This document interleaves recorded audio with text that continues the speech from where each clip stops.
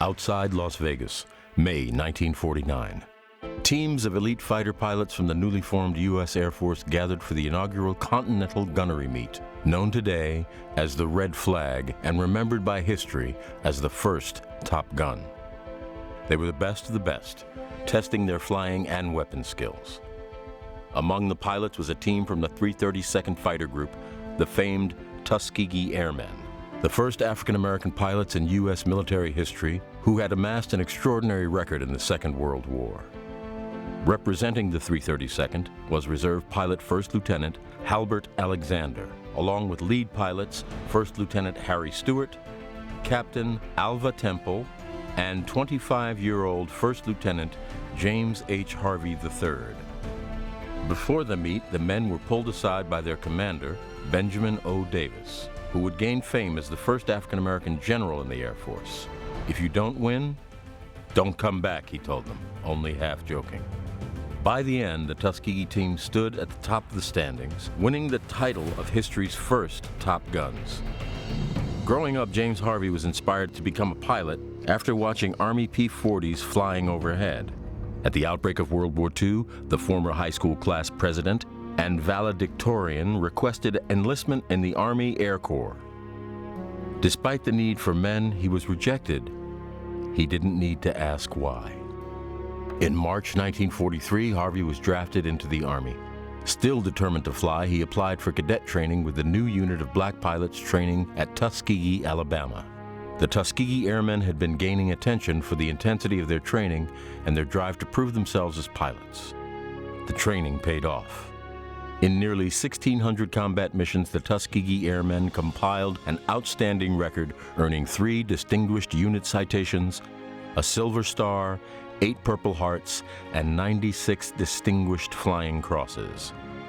After graduating from Tuskegee and completing flight training in April 1945, Lieutenant Harvey prepared to ship out to join his comrades in Italy. But before he could, Germany surrendered, ending the war in Europe. "Hitler knew I was coming," he would later joke. Though his World War II story had ended early, James Harvey's military story would continue on. Months after winning the first Top Gun, he prepared to deploy to a cold mountainous peninsula halfway around the world. October 16, 1950, north of the South Korean capital of Seoul. Now a combat pilot, Lieutenant Harvey was leading a group of F-80 jet fighters back from a bombing mission in the north when they received a distress call. American soldiers were pinned down by several thousand enemy troops and needed immediate support. Banking toward the fight, Harvey's fighters sped toward their target. Locating the enemy position, Lieutenant Harvey attacked, inflicting heavy damage and relieving the beleaguered Americans. James H. Harvey III was awarded the Distinguished Flying Cross for his actions that day and would go on to fly 126 combat missions. He was the first African-American jet pilot to fly missions during the Korean War, all less than 8 years after he had been rejected for service with the Army Air Corps. It was a fitting vindication for the Tuskegee Top Gun, who proved himself not merely a good pilot, but one of history's best. Ladies and gentlemen, the Tuskegee Top Gun Lieutenant Colonel James H. Harvey III.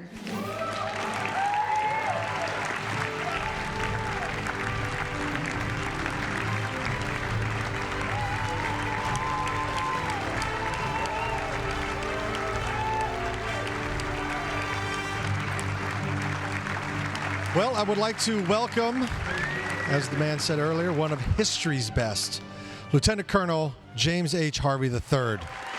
Sir, you are a Tuskegee Airman. You are the winner of the first Top Gun ever. Korean War fighter pilot. There is a lot that you have done in this life which you can be proud of. Of all your accomplishments, which would you say that you're the most proud of? Well, I could lump 2 of them together. Being a Tuskegee Airman and going on to win the first Top Gun, weapons made at Las Vegas. 332nd, that was us. We submitted a team to compete, and we won the meet. Amazing. Sir, what would you like to say on behalf of your comrades from the legendary Tuskegee Airmen? We weren't supposed to have the mentality to fly aircraft or operate heavy machinery. We were inferior to the white man, and we were nothing. But we proved them wrong. Definitely proved them wrong. Yes, you did. Yes, sir. What would you like for Americans to remember about the men who fought in Korea? The fighting men in Korea, it was a police action, and they did their best with the weapons they had. And like any war, there are two things you do: kill or be killed.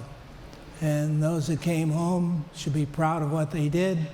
And my hat is off to all the Korean veterans. You did a great job.